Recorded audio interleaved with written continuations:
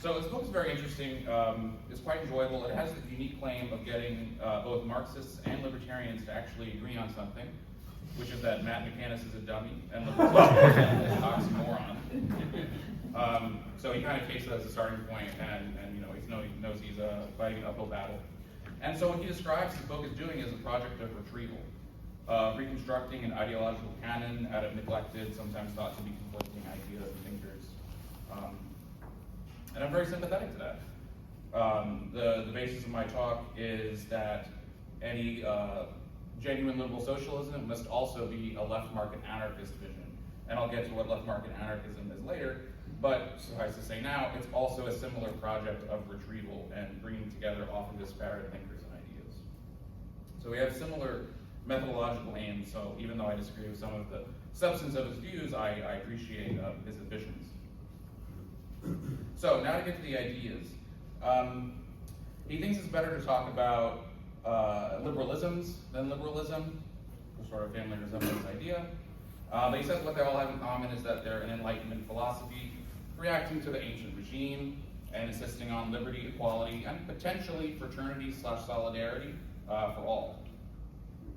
Similar to socialism, he prefers to talk about socialisms, which he views as also an Enlightenment philosophy that basically has a lot of continuity with the liberal ideas that preceded it. But in his view, takes those liberal ideas further into topics and areas of life where liberalism was perceived to have failed, namely slavery, colonialism, imperialism, aristocracy. And he views that liberalism was basically insufficient on these issues or ignored them, and so socialism comes about as trying to fulfill the promises of liberalism. So what are his definitions involved in what makes someone a liberal socialist? The first is normative individualism. So we're all familiar with this: individual freedom, individual rights, expression, and meaning. This is central to him. It perhaps strikes many libertarians and many people in the socialist movement as odd to talk about normative individualism, but he draws on a wide array of thinkers and ideas that I'll get to, and for him, that is the cornerstone.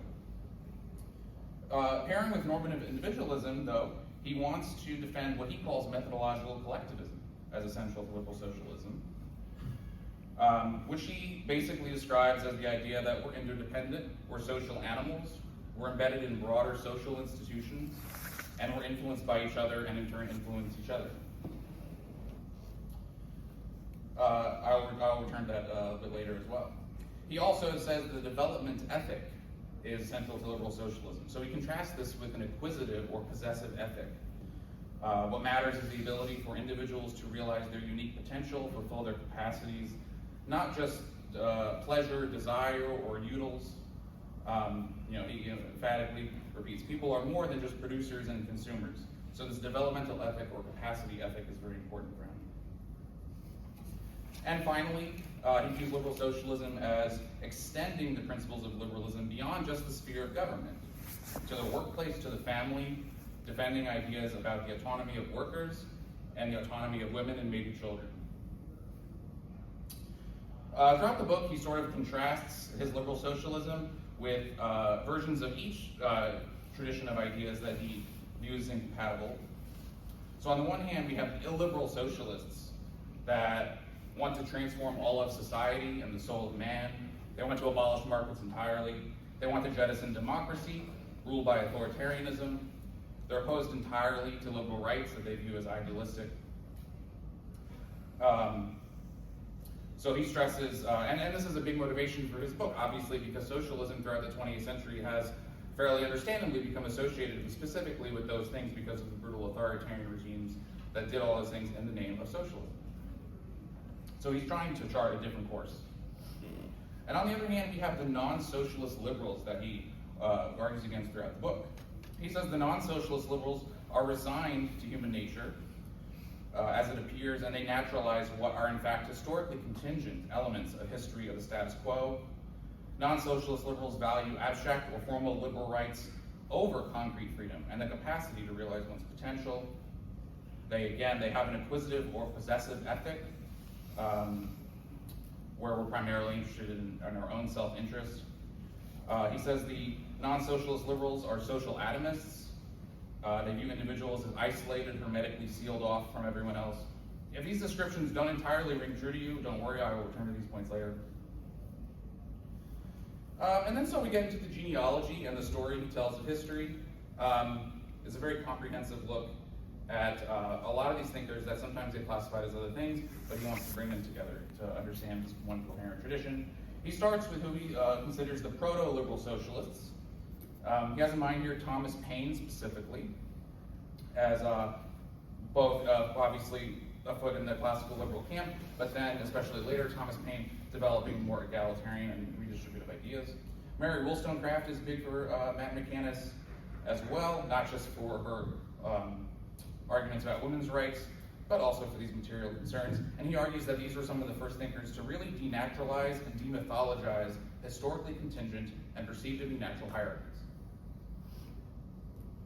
He thinks the first person to really fairly be called a liberal socialist would be John Stuart Mill. Again, someone who started as more of a classical liberal, but later emphasized bringing democratic principles into the workplace and into the family, and explicitly adopted the socialist label and socialist ideas.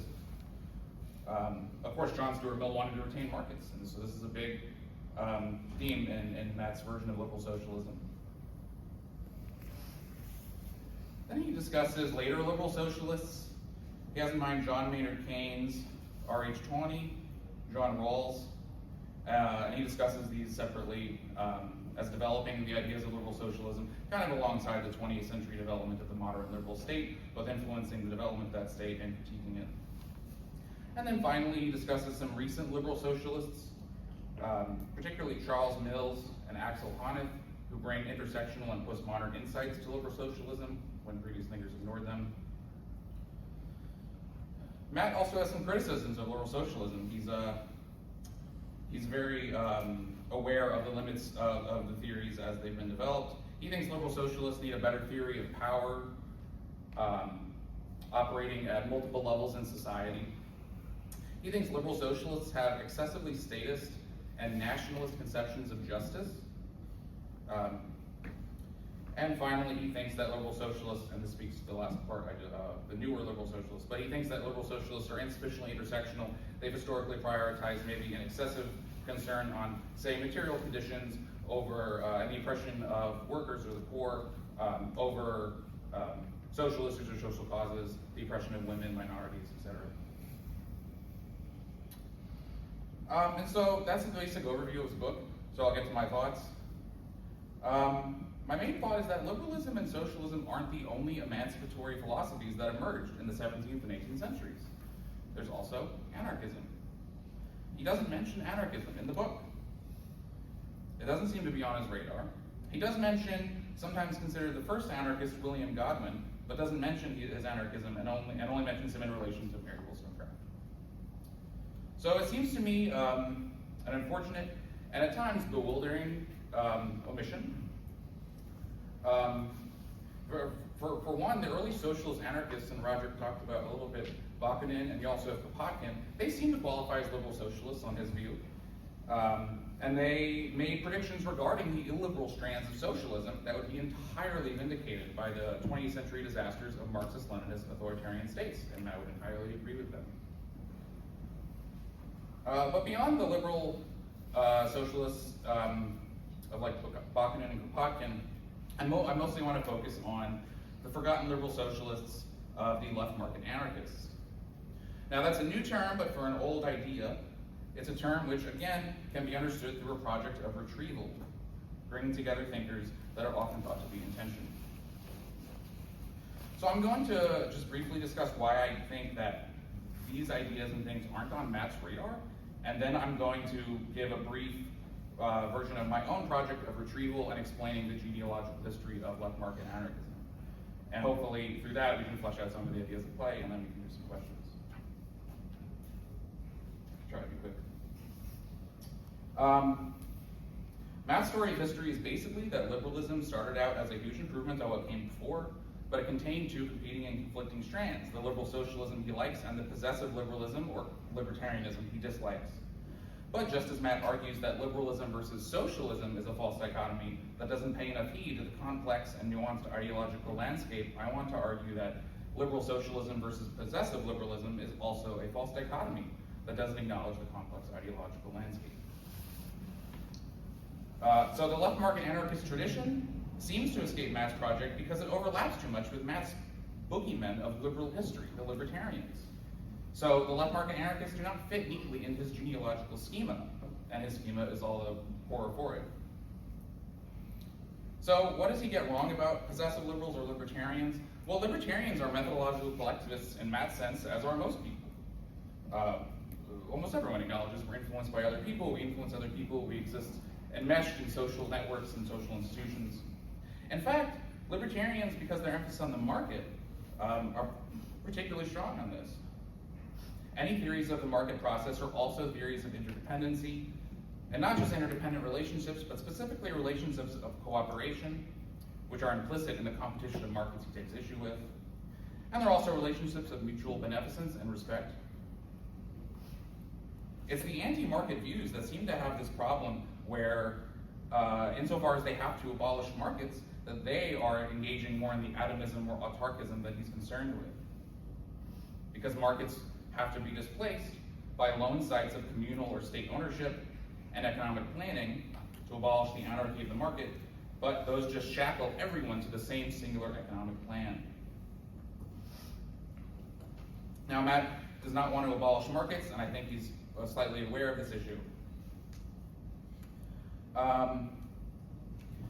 He still, I think, doesn't have enough ideological ammunition to really compete with some of the libertarian objections, though. So even his partial economic planning and partial government intervention and such that stop short of abolishing markets, even those are subject to familiar libertarian arguments. Say Mises's points about the dynamics of state intervention continually feeding more state intervention to remedy the unintended consequences of the prior interventions. And also Don Lavoie's points about how non-comprehensive planning is still prone to the same power and knowledge problems, but more concentrated in smaller scale doses than full-on central economic planning. Libertarians also have a developmental ethic. They don't think self-interest is the only or even main animator of human action, and those that do stress the role of, a very moralized, those that do stress the role of self-interest defend a moralized conception of it. From Adam Smith to Ayn Rand, we get a lot of emphasis on self-interest, but it's this very moralized conception where self-interest incorporates virtue, justice, benevolence, etc., depending on the thinker. Matt also overrates the extent to which markets are mere sites of consumption and production. So he ultimately agrees with the more vulgar utilitarian neoclassical economists he's criticizing by not appreciating how markets are sites of genuine human expression, culture, and existential meaning, as explored in, again, the work of Don Lavoie and his many students. Libertarians have also proposed extending the principles of liberalism into the workplace and family, not by state interventionism, but by cultural and other voluntary mechanisms. There's nothing about libertarianism that precludes that historically or theoretically. You might even think opposing concentrated power and hierarchy in the state pairs well with opposing concentrated power and hierarchy in other spheres. One feature, maybe the key feature of libertarianism that eludes Matt, is the way that libertarian anti-statism is rooted in extending early liberal ideas of equality to their logical conclusions that non-libertarian liberalisms miss. That is, libertarians care about equality of authority, distinct from socioeconomic equality, or even equality before the law or equal rights, because what is the content of the law or rights in question? So inequality of authority refers to the inequality between ruler and rule, to the idea of subordinating other people to your will. I'm going to skip ahead here because I have such minimal time. Maybe I'll take my questions at the end. Okay. Pull it like Roderick. So I will just give a very brief sketch. The left market anarchist tradition arguably starts with proto-left market anarchists that Roderick discussed a bit. Hodgkin. You also have Verdun and Gustav Molinari, the guy in my tie, who used early liberal arguments for what we would consider radically left-wing conclusions, like rectification of transfers of wealth from the landed and privileged elites to coercively dispossessed workers and peasants on specifically Lockean grounds, like Roderick mentioned for Hodgkin. Also the idea that liberal individual rights cut against the very idea of states because they're inherently coercive. And also the laissez-faire of early liberalism could, in these thinkers' view, empower workers and level wealth or other stratifications of social power. We really get the first generation of what I'm calling left market anarchists, but are the individualist anarchists of the 1890s with Benjamin Tucker, Lysander Spooner, Voltairine de Cleyre. This is where market anarchism seems to crystallize into a coherent philosophy and movement. These thinkers saw continuity with earlier liberals. Benjamin Tucker says anarchism is merely unterrified Jeffersonianism. Like the liberal socialists, the individualist anarchists also offer an imminent critique of liberalism that turn liberal arguments about individual rights and markets against the ruling liberal regimes and states. They saw states as fundamentally regressive, both because they get captured by rent seekers and also because coercion inherently limits the experimental variety which could emerge from market processes. They envisioned a society of entirely voluntary cooperation with competing agencies displacing all the legal functions of the state, and after shedding all the state privileges, concentrating ownership of capital, also leveling the means of production, becoming decentralized and residing primarily in the hands of the workers themselves. And we could call this view free market anti-capitalism. So they saw themselves aligned with the emancipatory and left-wing currents of the time, the abolitionist movement, the labor and union movements, the free love movement, first wave feminism. It's not for really 70 years until these kinds of ideas and attitudes come back through a process of retrieval by really the first generation of anarcho-capitalists in the 1960s, Murray Rothbard, Karl Hess, Ralph Raico. Again, they're bringing the ideas of the individualist anarchists back, but infusing them with the 20th century ideas that emerged since then, like the Austrian economics of Mises and Hayek, and the philosophical libertarianism of Rand, Patterson, and others. This generation also used liberal ideas about individual rights and markets to argue for radical left-wing aims, like slavery reparations, undoing colonialism by returning land to the dispossessed peasants, skeptical of the property rights of military-industrial complex, and also the idea that many big businesses are only so because of neo-mercantilist policies and artificial privileges that coercively bar entry into the market. And of course, these libertarians saw great affinity with the left of their time. They allied with the New Left and Students for a Democratic Society, until they didn't. And I'll just close here with the third generation being the 2010s and now self-identified left market anarchist tradition. People like Roger Long, Gary Chartier, Charles Johnson are emblematic of this. Again, the project of retrieval comes back, but they're harkening even more back to the 1890s individualist anarchists as well, again stressing really the anti-capitalism of the view. They also incorporate a lot of the modern views about things like intersectionality, which again, the 1890 individualist anarchists did as well. And so we get things like arguments for collective or group-owned property on Lockean and or Ostromian grounds, especially in regards to natural resources. And in practice, this generation of thinkers also view themselves in affinity and allied with contemporary left-wing movements like intersectional feminism or prison abolition. So that's a really brief sketch of both Matt's book and the ideas of left market anarchism. But I think it shows left market anarchism is a genuine strand of liberal socialism and a genuine strand of free market libertarianism, and that's